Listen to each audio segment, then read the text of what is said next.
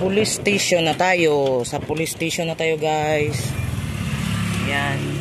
So, ayan. Magpa-registered tayo ng mga papers ng Charity Association Vloggers ng Philippines. Deputy, siya ang mangunguna. Kasi siya man taga dito. Tayo ay assist lang tayo. Ayan. Assist lang tayo, mga kalingap. Yan ang ating deputy. Bit na yung mga papers. Ito pala yung police station nila, guys. Oh. Yan, oh. Sige.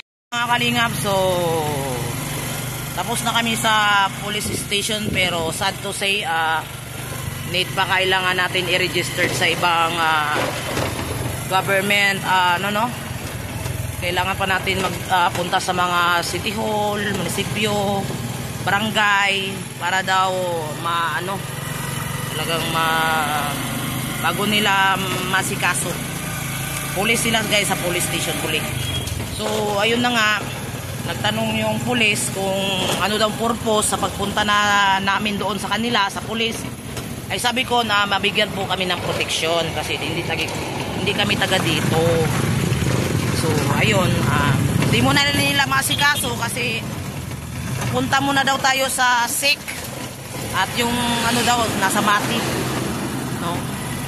So dito kailangan natin process ang mga papers.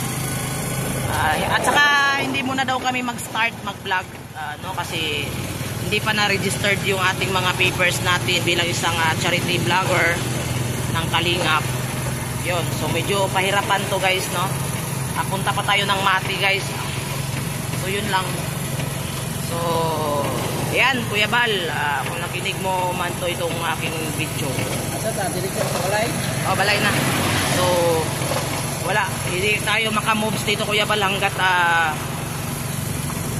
hindi pa na-registered itong papers na to. Bawal daw pa muna mag-vlog. Ayan, so ayan, sinabihan ko naman na marami kaming saka ito yung papers na dala-dala namin ay hindi naman daw to parang ewan, parang sa Bicol lang daw to, no? Sa Bicol, kaya na lang kumuha kami ng panibago. So ayan, so shout out sa lahat na nandyan.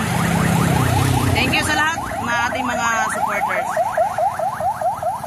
So sana matapos to para makapag-start na po tayo sa vlogging. Yan, guys, no, thank you so much. God bless, bye.